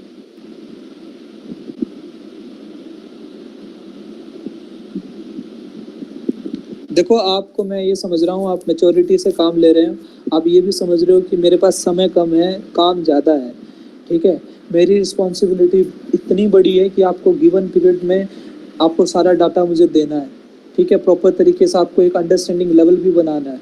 लेकिन आप ये थोड़ा सा मेरे साथ कोऑपरेट कीजिए, जो मैं काम दे रहा हूँ आपको, जो मैं आपको बता के चल रहा हूँ, प्लीज़ उसको 10 से 20 मिनट 15-20 मिनट देख लिया करो ताकि याद रहे, ठीक है। मुझे तो सिर्फ इसलिए याद रह जाता है कि भाई मैं पढ़ा रहा हूँ, मैं 1 महीना 2 महीना 3 महीना इसको ड्रॉप कर दूंगा, मैं भी भूल जाऊंगा, ठीक है ना। किसी का इतना वो दिमाग नहीं होता है कि हमें सारी चीज़ें याद रहें, जैसा माइंड को फीड करोगे ना वैसे ही चलेगा ये।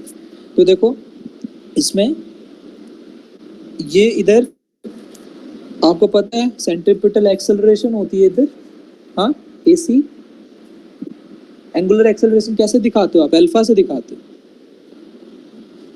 जो एंगुलर एक्सेलरेशन है वो आप अल्फा से दिखाते हो, और अल्फा क्या होता है, d omega by dt, rate of change of angular velocity, ये होता है ना ये, hello, yes sir.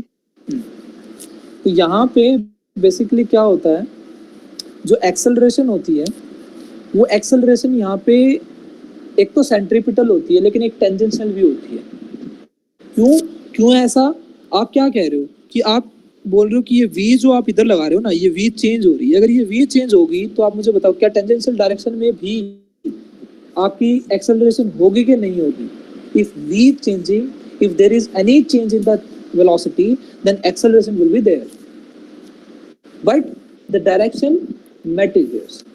So direction matters, then after that मैं नॉन यूनिफॉर्म सर्कुलर मोशन का आपको कॉन्सेप्ट समझा रहा हूँ कि जब भी कहीं आ जाए तो आपको इस वे में सोचना है और इस वे में ही टैकल करना है।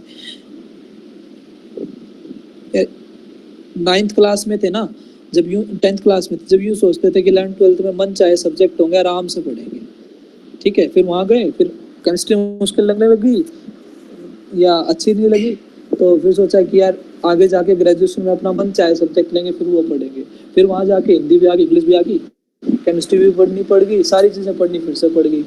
आज सिर्फ उस पॉइंट पे आज आए हैं, वो तमन्ना हमारी आज पूरी हुई है कि हमारा मन चाहे सब्जेक्ट पढ़ रहे हैं, और वही अगर आपको याद नहीं रहेगा तो वो गड़बड़, ठीक है, तो इसको देख लेना अपना।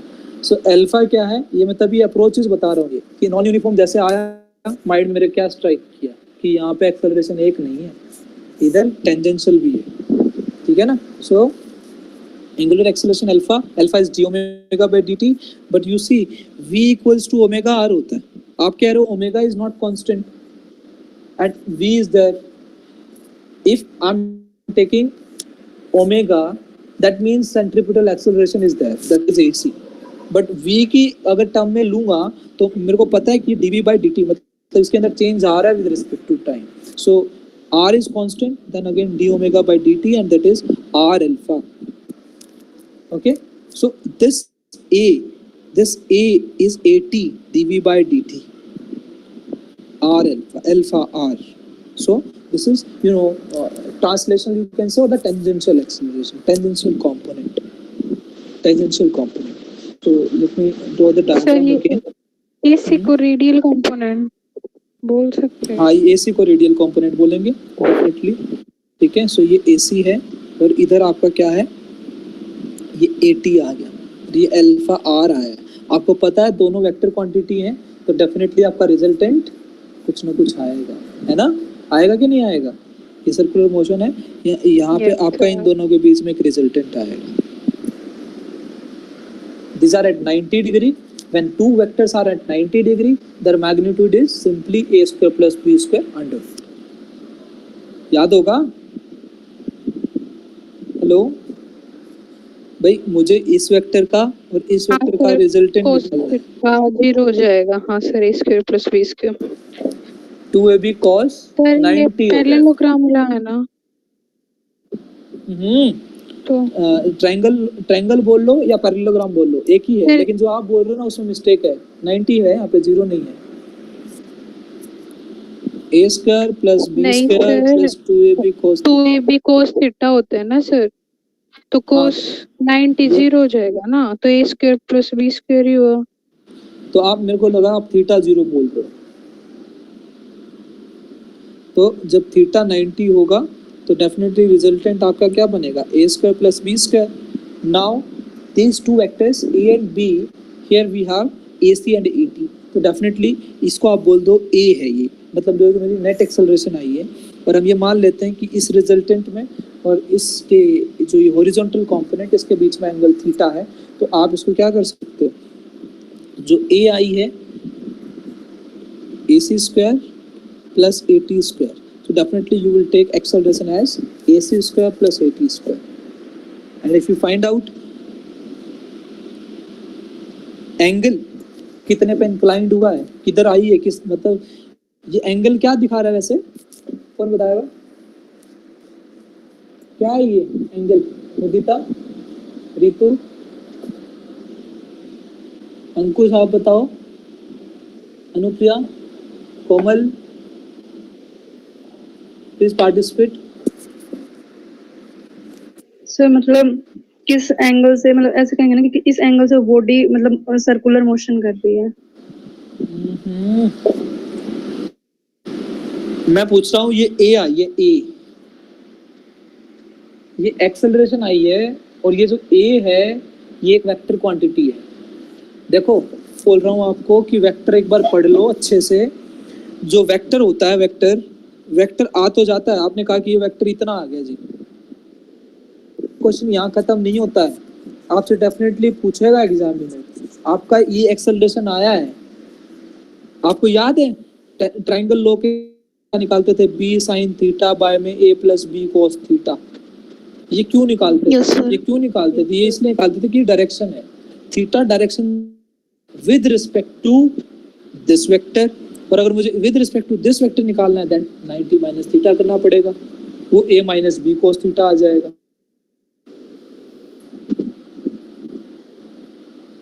मतलब b cos थीटा बाय में a minus B sin theta, ऐसे करके आ जाएगा वो, ठीक है ना? तो ये जो थीटा है ये आपके रिजल्टेंट वेक्टर जो कि एक्सेलरेशन है उसकी डायरेक्शन दिखा रहा है with respect to centripetal acceleration component जो आप ले रहे हो, ठीक है? सो ये आ गया। अच्छा मुझे बताओ, यहाँ से टेंजेंट थीटा आ सकता? देखो ये जो ट्रायंगल बनी है आपके सामने, ये AC है और इधर क्या है, AT है, क्योंकि मेरा रिजल्टेंट इधर आया है और ये थीटा एंगल है। मैंने आपको शायद बताया हो कि पैरेलल शिफ्टिंग से वेक्टर पे कोई फर्क पड़ता है? नो। तो पैरेलल शिफ्टिंग से कभी फर्क नहीं पड़ता। You can shift AT here, so now you have the triangle, this is AT, so what it is, tangent theta is perpendicular by base, so AT by AC, okay? AC की value कितनी होती है? v square by r।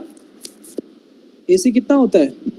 v square by are, तभी तो आप F equals to जो centimetre लिखते हो एम लिखते हो, तो ये ए है, ए सी है।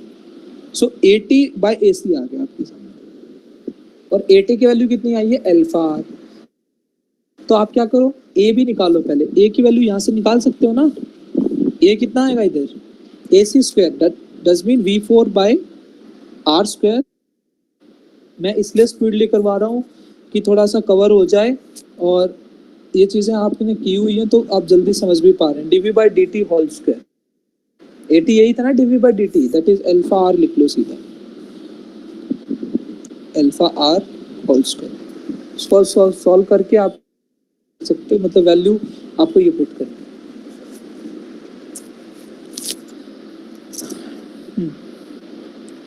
सर्कुलर, मैं लास्ट जो टॉपिक करवा रहा हूँ आपको, इक्वेशंस ऑफ मोशन करवा रहा हूँ, इक्वेशंस ऑफ मोशन, ठीक है।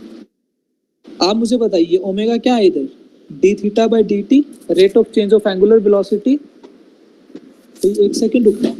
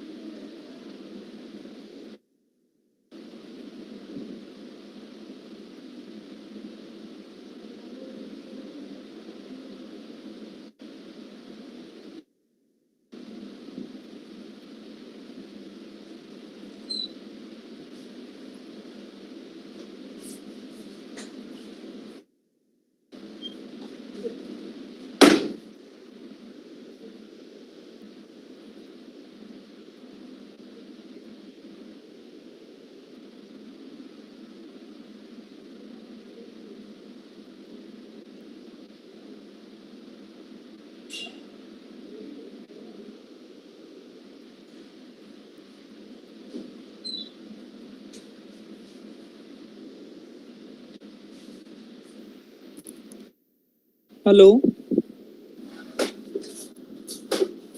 हेलो, यस देखो ओमेगा क्या होता है, D theta by D T होता है, और जो अल्फा होता है एंगुलर एक्सेलरेशन, वो हमारा rate of change of angular velocity होता है।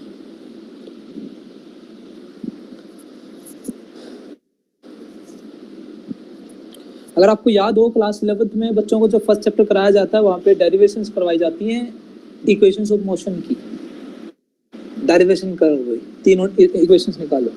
तो अगर आपको याद हो तो इसको कैसे करेंगे, आप इसको पकड़ो, ये आपके पास दो एक्सप्रेशन होते हैं, अगर याद हो तो आपको, ठीक है। तो हम क्या करते हैं, ये वाला एक्सप्रेशन लेते हैं, सो यहाँ से नहीं, सेकंड वाला अल्फा वाला, ये वाला एक्सप्रेशन लो आप, यहाँ से D omega alpha D T आया। हम क्या लेते हैं कि ओमेगा स्टार्टिंग यहाँ से हुई इनिशियल और फाइनल, ओमेगा के बीच में इंटीग्रेट कर देंगे दोनों को, और ये डी टी 0 से टी। समझ में आ रही है कंडीशन, इनिशियल से शुरू किया है, इनिशियल टाइम कितना लेते हो, फिर 0 ही लेते हो, और किसी टी टाइम पे पहुंच के उसकी वेलोसिटी ओमेगा हो गई है। Now I am integrating both side and alpha is the acceleration है। तो यहाँ क्या क्या लिखेंगे आप, omega minus omega naught alpha क्या आ जाएगा, टी आ जाएगा। बताना, omega equals to omega naught plus alpha t, first equation नहीं होती है। हेलो, यस सर, ठीक है।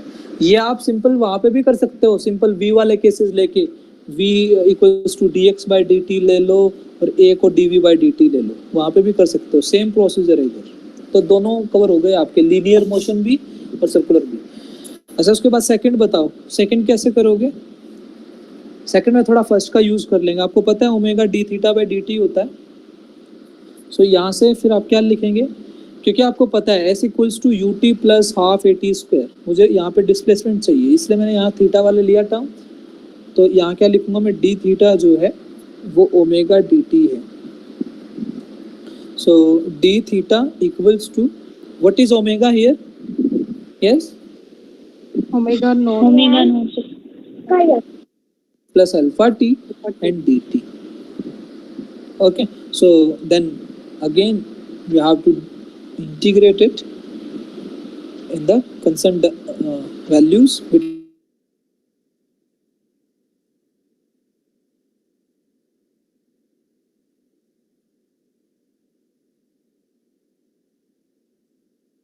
यहाँ पे किसके रिस्पेक्ट में है, टाइम के रिस्पेक्ट में है, so 0 से t आपने कर दिया। सॉल्व करो इसको, ये क्या आएगा, ये तो थीटा ही आ जाएगा ना, ये क्या आएगा dt, सो ये ओमेगा नॉट t बन जाएगा। और जब अल्फा t dt होगा so alpha t square by 2, limit भी रखने की जरूरत नहीं है, वो तो यही आएगी सेम, है ना। तो अगर मैं थोड़ा सा एक्सपेंड करके लिखूँ तो समझाने के लिए, omega naught t plus alpha t square by 2, so theta is this. होता है क्या ऐसा कुछ? Yes, sir. और ये थीटा किस में होना चाहिए, थीटा किस में होना चाहिए, in radian.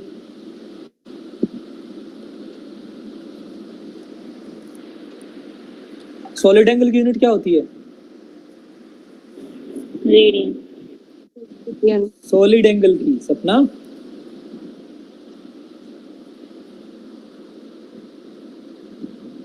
Steradian. Steradian, very good. कोई बताएगा सॉलिड एंगल क्या होता है? अगर मान लो किसी को डेफिनेशन देनी हो कि सॉलिड एंगल क्या होता है, सोचो बता देना। Third, alpha D omega by D T होता है, अभी लिखा आपने, लेकिन यहाँ इस तीसरे वाले में ना एक स्टेप है बस। ये जो अल्फा है ना, सारी दुनिया इसको ऐसे याद करती है, मतलब अगर आपको मैं सीधा सीधा लिखूं तो ए क्या है, डीवी बाई डी टी है ना। लीनियर मोशन में ऐसे लिखते हो ना आप, A D V by D T. Hello, yes sir. है ना, ऐसा ही लिखते हो Ankita. Acceleration is D V by D T. Ankita, are you there? Yes, sir. A is dv by dt। So यहाँ आप क्या करो, यहाँ d थीटा से मल्टीप्लाई डिवाइड कर दो। तो अगर आप देखोगे इधर, ये जो d थीटा बाय dt है और d omega by d theta है, ये जो d थीटा बाय dt क्या बन गया, हाँ क्या है ये, Omega. Omega. So omega D omega by D theta. So alpha ना ये भी होता है, मतलब ए जो है वो v dv बाय dt भी, v dv बाय dx भी होता है, ठीक है ना। बात क्लियर हुई आपको?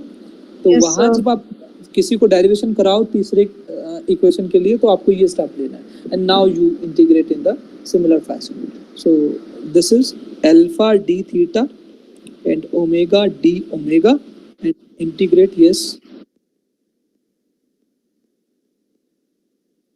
किसका कोई फिजिकल मीनिंग नहीं है भैया, ये सिर्फ मैथमेटिकल डेरिवेशंस है, मैथमेटिकल पोर्शन जिसके थ्रू आप वहां पर रिजल्ट पे पहुंच रहे हो।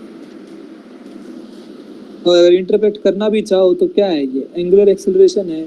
कैसे लिखोगे कि कितनी वेलोसिटी है और डिस्प्लेसमेंट के साथ साथ वो कितना चेंज हो रही है। अल्टीमेटली है तो मीनिंग यही, अल्फा क्या होता है, rate of change of angular velocity, बस उसका फेस चेंज किया आपने, समझो, ठीक है। ये तो हमारी रिक्वायरमेंट थी, इसलिए हमने डी थीटा से मल्टीप्लाई डिवाइड कर दिया।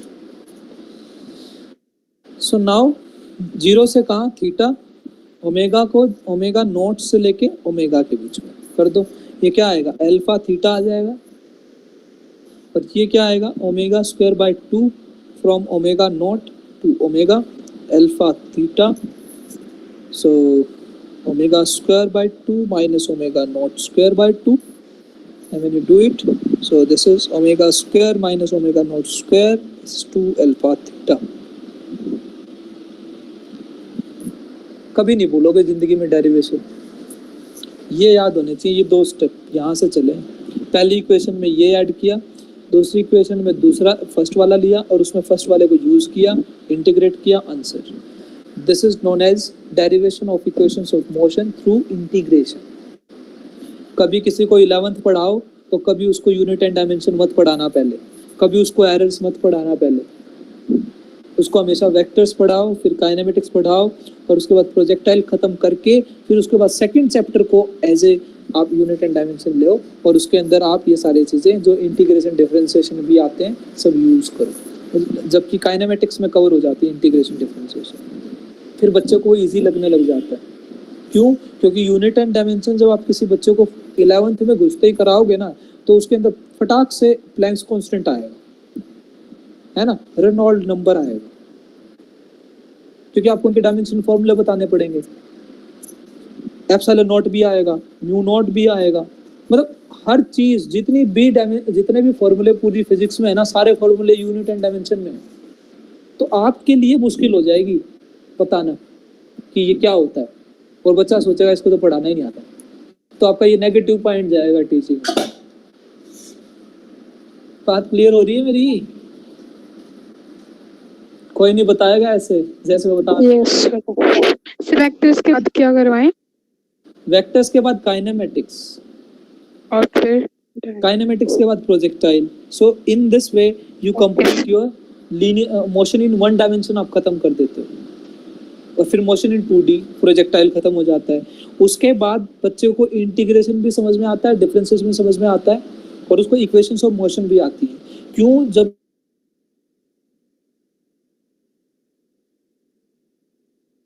इक्वेशन जो है वो डायमेंशनली करेक्ट है या नहीं है, जैसे मान लो वहाँ पे यही आता है v = u + 80, क्या ये फॉर्मूला सही है, क्या ये डायमेंशनली करेक्ट है, तो उसको ऐसा लगेगा हाँ यार अभी तो करके आए हैं। सिर्फ माइंडसेट की बातें हैं, कोई बात नहीं है, ठीक है ना। कहीं पे डेमो देने जाते हो तो आपसे पूछ लिया जाता है कि सर कौन सा चैप्टर कराओगे, जो आप तैयार करके आओ वो पढ़ा दो। लेकिन अगर आप एक ऐसे बोलो कि सर मुझे तो कोई भी दे दो, तो आपका वहाँ प्लस पॉइंट बनता है, ठीक है ना। तो ये सारी चीज़ें आप ध्यान रखो किस तरीके से टैकल करनी होती हैं।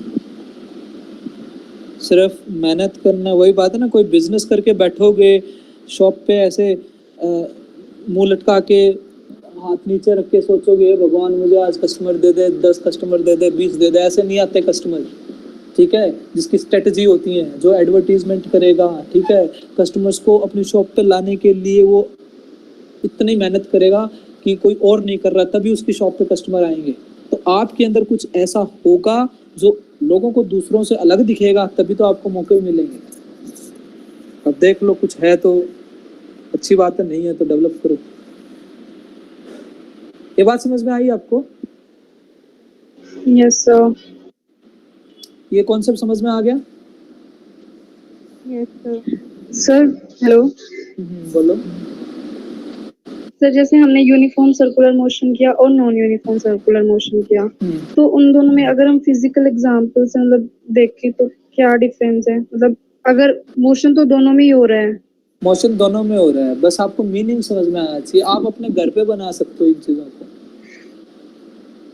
आप अपने घर पे बना सकते हो ना। जैसे आप यार इसका कोई भी व्हीकल है, कोई भी व्हीकल में आप क्या करोगे, आप जो उसके व्हील्स हैं, जब आप ट्रक को चलाओगे तो उसके व्हील्स यूनिफॉर्म सर्कुलर मोशन भी कर सकते हैं, नॉन यूनिफॉर्म सर्कुलर मोशन भी कर सकते हैं, लेकिन आपको मीनिंग पता होना चाहिए, ठीक है ना, कि मुझे कांस्टेंट क्या रखना है क्या नहीं रखना।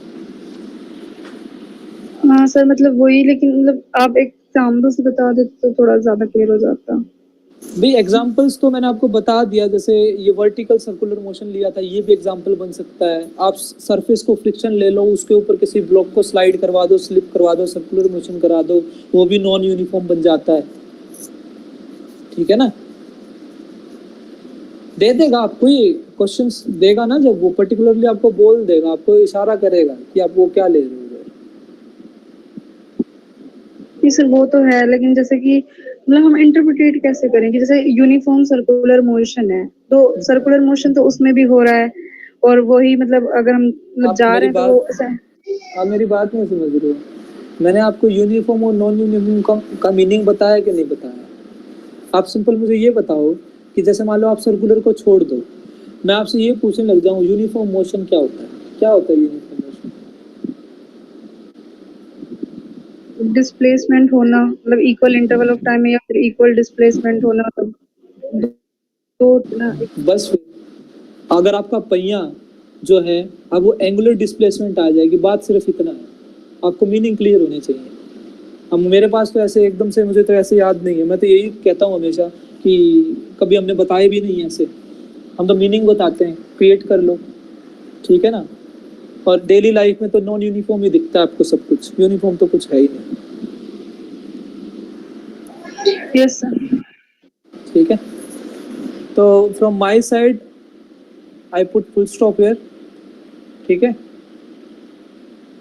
मैं ये नहीं कह रहा हूँ कि मैंने चैप्टर कंप्लीट करवा दिया, लेकिन मैंने एक टच दे दिया आपको। ठीक है, पेंडुलम का केस बन सकता है यहाँ पे नॉन यूनिफॉर्म सर्कुलर मोशन के अंदर, ठीक है ना। हेलो, पेंडुलम का केस बन सकता है, किसी रोड के ऊपर आप बीड को, कोई बीड ले लो, ठीक है ना, वो नॉन यूनिफॉर्म का बन सकता है। कोई जैसे मान लो एग्जाम्पल ही पूछ रहे हो ना आप मानसी, अब ऐसे लो, कोई ऐसे ये ले लो, सिलेंडर ले लो, इस इवन आप डिब्बा ही ले लो, कोई इस डिब्बे के अंदर कुछ ऐसा छोटा मोटा रख दो, ठीक है, इसको घुमाने लग जाओ, वो भी नॉन यूनिफॉर्म सर्कुलर मोशन है। सर डेथ वेल वाला जो एग्जांपल है वेरी नाइस। वो हाँ, डेथ वेल यूनिफॉर्म होगा या नॉन यूनिफॉर्म ना सर? नॉन यूनिफॉर्म में आते हैं ये, नॉन यूनिफॉर्म में, ओके सर। ठीक है ना। डेथ वेल है जैसे, वो आप बेसिकली क्या होता है, डिपेंड करता है। जो डेथ वेल होता है, डेथ वेल के अंदर क्या कॉन्सेप्ट होता है बता दूं? यस सर, एक बार। Yes sir. डेथ वेल, मैं तो इसमें ही खुश हो जाता हूँ, बच्चों को पता है कि यहाँ पे ये डेथ वेल के कॉन्सेप्ट्स आते हैं। इसको नहीं पता है थोड़ा सा किताबें खोल के देखो भाई, ठीक है। देखो डेथ वेल में क्या होता है, जो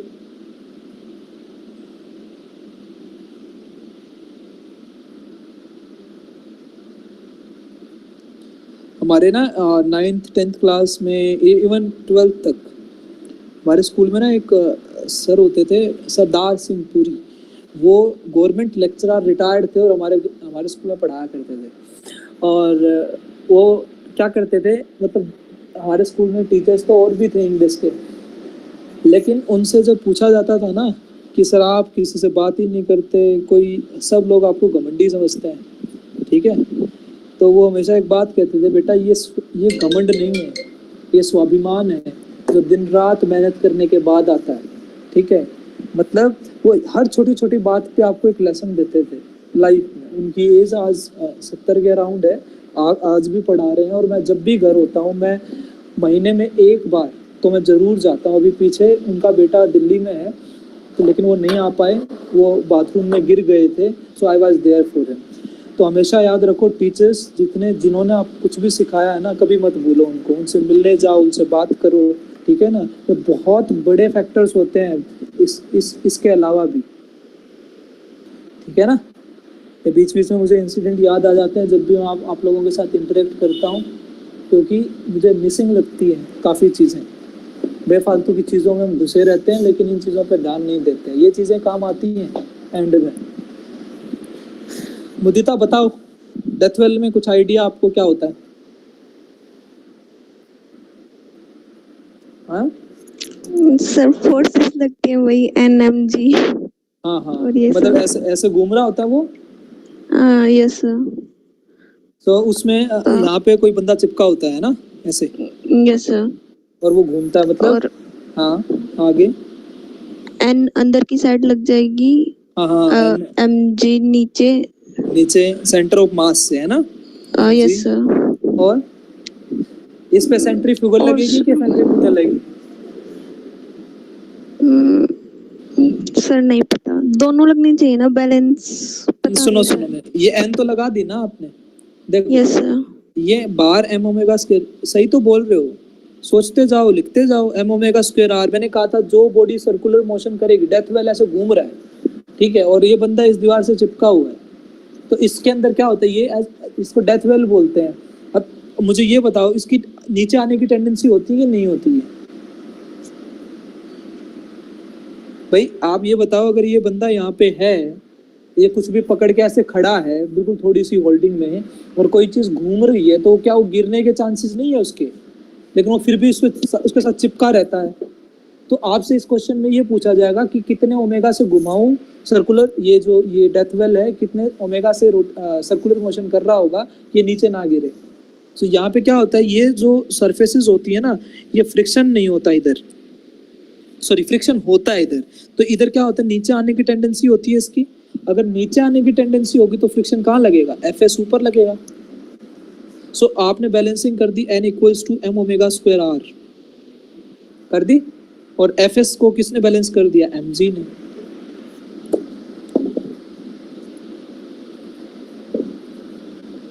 ठीक है, सो यहां से क्या करेंगे आप, एफ को लिखिए mu s n m g, n की वैल्यू रख दीजिए mu s m omega square r m जी।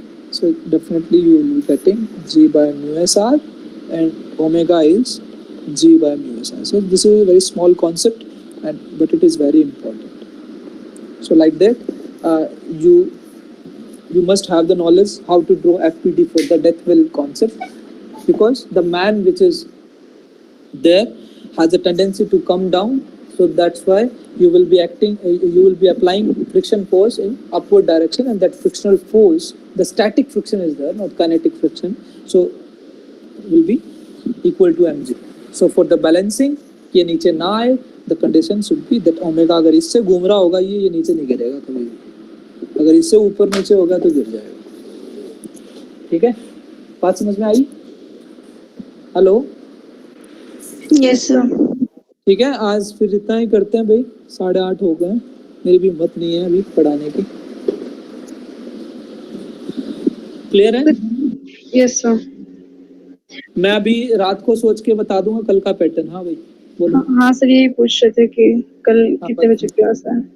कोई नहीं, बता दो। ठीक है, कल तो मॉर्निंग में ही क्लास लेंगे वैसे। सर कल क्वांटम की लोगे आप या फिर क्लासिकल की? मैं बता दूंगा आपको, क्वांटम भी कर लेंगे, क्लासिकल भी कर लेंगे। फिर बता दो ना कौन सा टॉपिक पे करवाओगे क्वांटम? आप बताओ कौन सा करें, आप बता दो। न्यूमेरिकल्स करवाओगे क्या सर आप? न्यूमेरिकल्स करवाने हैं ना सर? हाँ, तो सर आप बता दोगे? एप्लीकेशंस के रहते हैं ना न्यूमेरिकल्स, श्रोडिंगर इक्वेशन वाले। जितनी भी एप्लीकेशन थे उनके क्वेश्चंस रहते हैं। और किसके रहते हैं, WKB के भी रहते हैं, परटर्बेशन थ्योरी के भी मैंने आपको थोड़े थोड़े बता दिए थे। हाइजेनबर्ग के बाद सारे ही रहते हैं। सर कल परटर्बेशन की और ये करवा दो। किसके बोलो? हाँ, ऐसे दो करके मुझे पता है सारे रहते हैं। ठीक है, तभी मैंने ये सैटरडे संडे का प्लान रखा हुआ है कि मैं ये नहीं सुनना चाह रहा कि सर ने ये छोड़ दिए। ठीक है, तो सैटरडे संडे हम ये कर लेंगे, पहले हम ये शुरू करेंगे, फिर उसके बाद हम जो टाइम बचेगा उसमें जितना भी हो पाएगा क्लासिकल कर लेंगे। ठीक है, मे बी फिर किसका करवाओगे, कौन सा टॉपिक? मैं तो यही सोच रहा हूँ कि आपको एक बार जो एप्लीकेशंस हैं श्रोडिंगर इक्वेशन की वहां से शुरू करें। ठीक है ना? ओके, क्योंकि वहीं से हमने ड्रॉप किए थे न्यूमेरिकल्स करने बेसिकली, देखा जाए तो। ठीक है ना, और भी छोटे छोटे जो टॉपिक्स हैं उनके भी हैं, लेकिन जो ज्यादातर हमें दिखते हैं वो यहीं से देखेंगे, वेव फंक्शन वगैरह जो श्रोडिंगर इक्वेशन। सर असाइनमेंट कब दोगे? असाइनमेंट बनी पड़ी है, मैंने भेजी भी थी, शायद मैंने अपनी आईडी पे भेजी थी, मैं अभी भेजता हूँ, एक बार देखता हूँ। ठीक है, ठीक है। एक बार सिमरन आप देखना यार, मैंने बस शायद आपके पास भेजी हो एक बार कंप्लीट असाइनमेंट। पहले वो कंप्लीट वाली असाइनमेंट? हाँ है वो आप एक बार शेयर कर देना। ठीक है, अगर एक बार मुझे दिखा देना एक बार। ठीक है, बाय, टाटा।